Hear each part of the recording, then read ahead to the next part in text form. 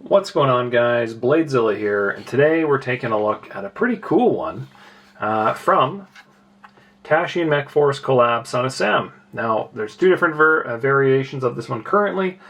This is the full tie variant. There's also, I think it's a black carbon fiber version. I was able to grab one of these just to check out. You know, I went through a couple of the Mechforce Alpha Hunters for my friend Matt, and just wanted to take a look at this guy. You know, another manufacturer of a different kind of knife, and let's just see what we got going on here. This is the first time I'm kind of laying eyes on this to see what we got. And see what I'm missing here. Sorry about this big mess. Some stickers under there. Okay, cool. So there we go. I like how that. I like how it actually comes with that little coffin. First impressions. Reminds me a lot of my Neon. Actually, a lot of my Neon. Look familiar? That's kind of funny, eh? Okay, so I guess I don't have a spec sheets with in front of me here. I'm doing this kind of, I guess, freehand. So we're going to learn this all together and kind of go from there. As a reminder, a lot of the knives that are featured on this channel are available on my website, BladeZilla.ca, which I happen to have right here on my phone. BladeZilla.ca is in Canada. Everything on the site that is in stock is in Canada and ready to ship, and is available to ship into the US as well. If there's a country in there that I don't have set up, then email me and we'll sort something out, as long as it is legal to do so, obviously. So let's take a look at this, and ooh. A little regrind on there. That's cool. Hollow grind. It's got the reverse. That is a cool blade, man. I don't know what they're calling this, but that is a cool grind. Ooh, and it fits nice in hand. My fingers fall right into the front here. 2 fingers, made for 2. That's what she said. And then the flipper tab, real nice, blends into the frame there. That's a real deep hold. I was not expecting it to feel that locked in up front. And then your hand really rests nicely on the back. That's a cool knife. Well, I'm excited to chat about this one today, and I'm going to kind of zoom in. I'm a little out more than normal. So let's get started on this one. So we will start with some measurements on this one here. So we're coming in at, what are we, overall 8 1/4, something like that. Does that look about right? I'd say 8 1/4. Blade length of 3.5. 3.5 to the end there. Maybe a little bit more if you want to go right to the tab, but I'd say 3.5 roughly. Maybe 3 5/8 diagonal, but 3 3/4. Anyway, it's a good size. It's a really good size for carry. I'm gonna get a weight on this one as well, because like I said, I don't have the specs in front of me, and I know people like to have the specs. And this is a cup of coffee conversation, so we got time. We got time. Zero that off, and what do we got? 5 1/4. 5.1 ounces. Sorry. Yeah, 5.1, 5.2, somewhere in there.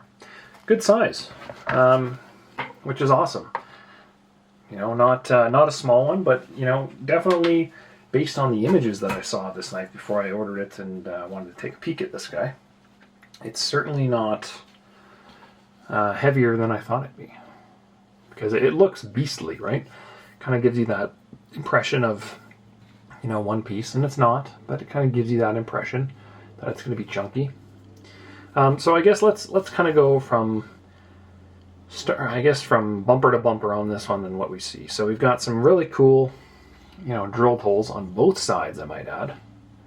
That is a real cool touch, and something my little baby Neon here does not have, by the way. It's just the show scale. Nothing drilled on the back there. But we've got some real cool holes. Now they don't, they are beveled on the edge of the hole as well, so they have done a second pass to kind of clean that up and make it less sharp, which is nice. On the back, I would assume, is no different. And I just love that it's different sizes, right? What would impress me more is if these holes were actually lined up from scale to scale. I don't know if that's the case, but let's find out. Oh, we got some that are. That's sick. That's a detail that I love to see. That makes me so stoked. You have no idea. Because it's a simple thing to do, especially in the front of the knife, not so much in the back when there's like clips involved and stuff. I just love seeing that because it just shows that they're paying attention. So sick. So we got the cool holes drilled in there. That looks nice. I love how you can see through to kind of the frame and the clip on the other side and the lock bar. That's a nice little touch.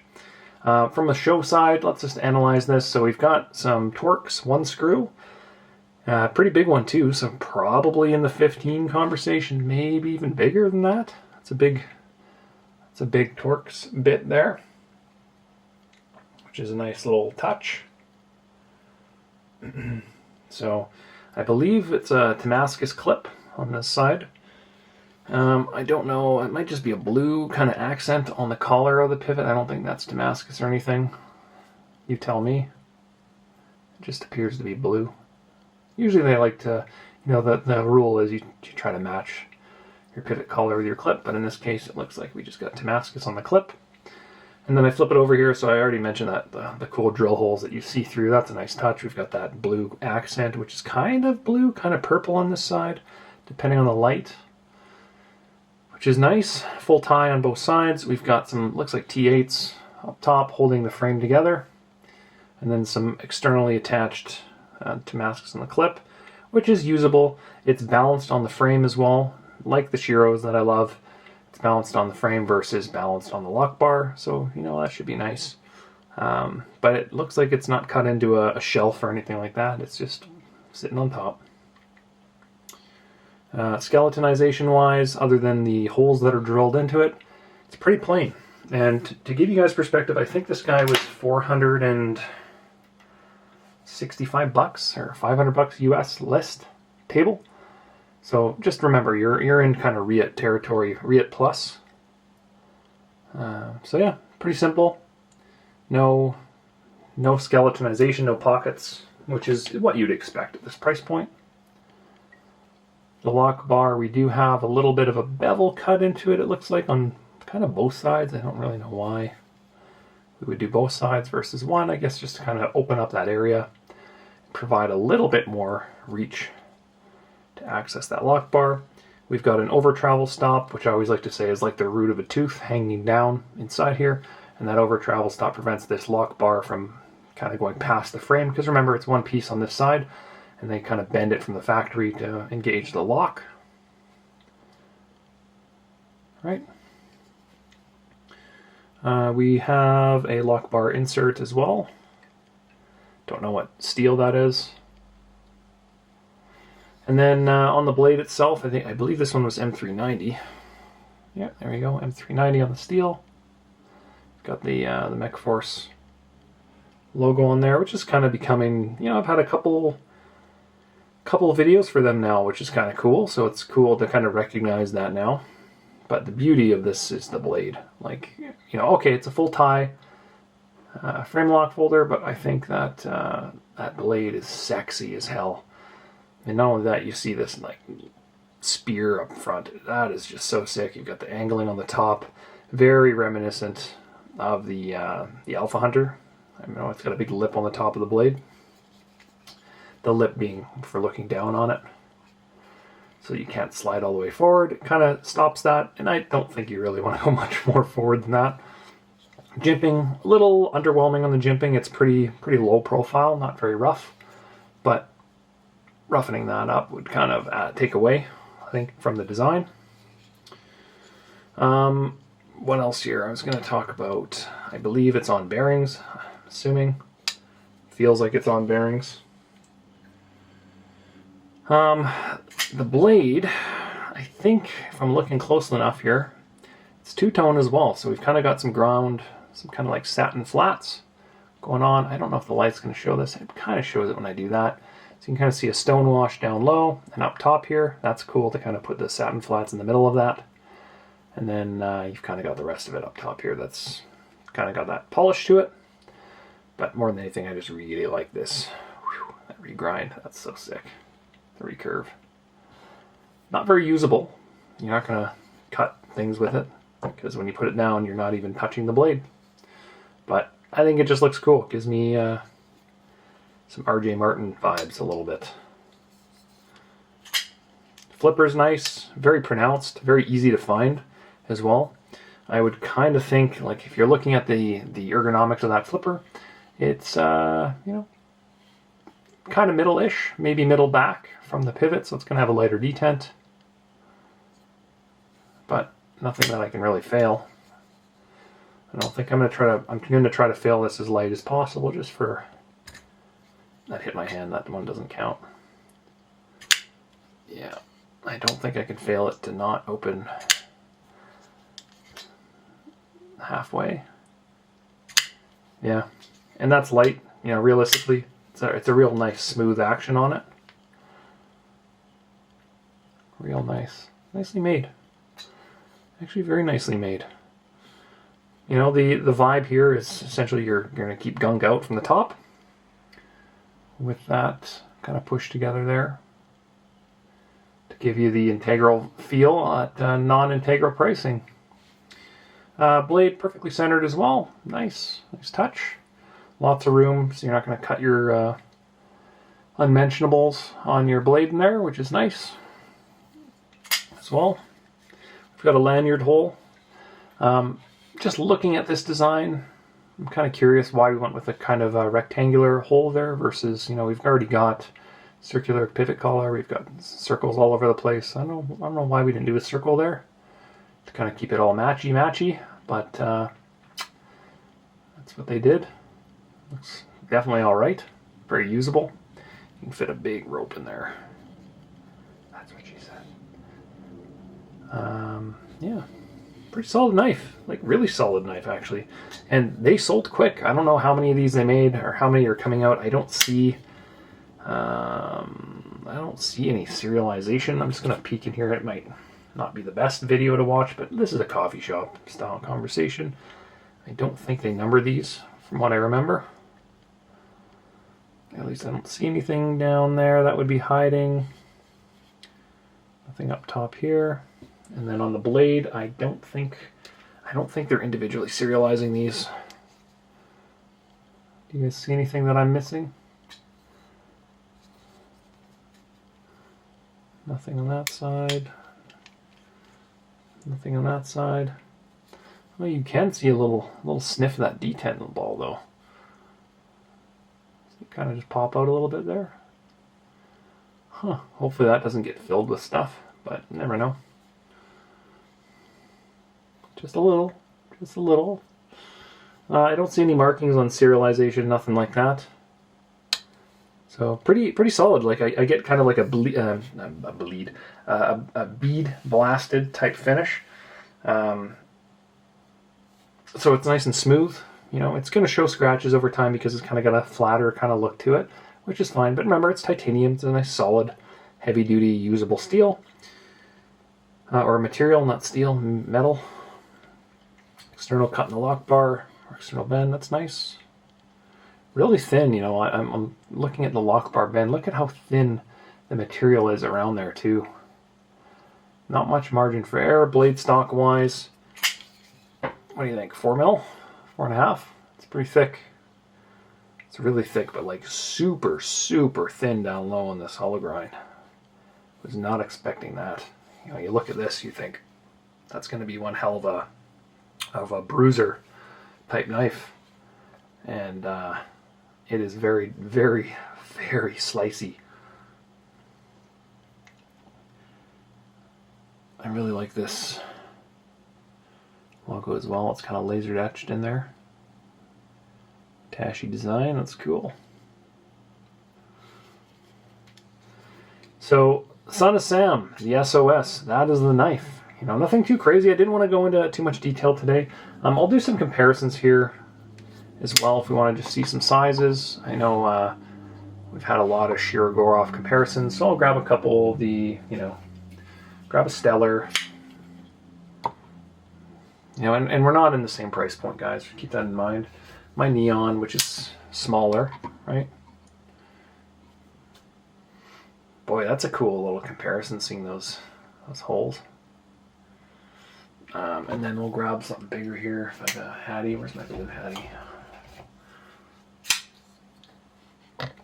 Here's my blue Hattie for size. And remember, if I flip these around, they're going to substantially change the actual trueness to what you're looking at here. The Hattie is clearly the biggest knife. So that would be the real, probably the more accurate size comparison between the three. And then in terms of, kind of ones in this area, well, I've got an Eclipse here, which is a cool knife. Found that in a box recently that I forgot I had. I've got, where are we going here? Chris Reeves Sebenza 31 from my friends over at Thunderbird. I've got a Zon somewhere here as well. Drop Point S45 Umnum Zon, Chris Reeve. Just to kind of have some comparisons in size. I know everybody's got their own collection and kind of thing that they dig, so I don't mind showing different knives. Oz Roosevelt as well. We'll probably put that one actually down here. That's going to look way bigger because it looks real thick. And how about a Rask? Kind of wrap things up. That's a good miniature selection of a couple different knives. Why not? Why not? From my case of stuff. That's seems to always never leave my side, but I never really had. I guess we'll do a Rosenti Integral just to kind of show. I had some questions about this knife. I don't show it very often, and I don't know if I've done a video on it, but I do have a Rosenti Nirvana 4.0, and another Canadian manufacturer does a bunch of cool stuff, but why I'm showing this is the integral side of it, right? So that one is real and one is kind of fictitious, but still very practical. So it's cool when you're getting makers to do some of this stuff, because integrals, I've heard, are some of the hardest knives to actually do, and when they're done right, they're incredible. But when they're done poorly, they're an absolute pain in the ass to kind of work on. I'm going to grab one more here. Is another guy from down the road. Stang Blade Works. Would love to see more of their knives. High in demand knife, but they're made a couple hours from where I am in here in Calgary, Canada. And super loyal following. Shout out to Jacob and team there. Beautiful knives on washers too. And this particular one's in a Magna Cut pattern. Amazing knife. I've done a video on this exact knife, and as you guys know, I've had a lot of knives come through, and I critiqued this on a couple things, notably the gaps, kind of right here, the step, blah blah blah. Otherwise, super cool knife that I've yet to get rid of. So there you go. Another cool one. That'd be cool. Integral, if we could figure out how to do that. But anyway, so I just wanted to show you this one. I didn't have a whole real plan for this discussion. 5.1 ounce, I think is what I said. 8 1/4 length, 3.5 inch blade, kind of semi-integral, kind of design to it, with that beautiful Damascus clip and some white, not white, geez, bluish purpley kind of pivot collars. It's a nicely decorated knife. I think it looks terrific. Just the way it is. I like the design. It's cool. Like, it's a real cool price point knife, and I think they're going to sell a ton of these. I really do. M390. I wonder if they're ever going to do anything fancier. Not that M390 is bad. It's just, let's get into some super steels, man. Real smooth knife. So anyway, figured I'd do a quick video on this one. I literally brought this in to do a video on it. I don't know if it's going to make the store or not, or if I'm going to carry these. I just wanted to simply check it out and kind of compare it to another Mechforce knife that I had. I actually have a few more behind me. I'm not going to open them up. They're for the store, but in a different way. Yeah, there we go, guys. that is the Mechforce Tashi Son of Sam Stonewash M390 and full tie instead of carbon with blue accents, I guess, and Damascus clip. Pretty cool knife. Hopefully they're popular. I think it's my pick of the two, unless you're a black carbon guy, because I think the carbon one was like a carbon front scale, but the back was tie. I think it shared the same back, and I think they're the same price. But a lot of detail on the blade. I think it's cool. I love the flats. I love that grind. It's just banana lands. That is a real cool one. You get the two logos. And the M390. It's a real cool value knife, which is crazy that we're talking about a $500 US is now value, but I guess we're in 2024 now, and that is the new price point that's value, so to speak. All right, guys, appreciate you for stopping by. Have yourselves a great week, and we'll catch you up later. Check out BladeZilla.ca, the website, and if you have any questions, leave them below. Otherwise, like, subscribe, share, or don't do any of that. It doesn't matter either. All right, peace.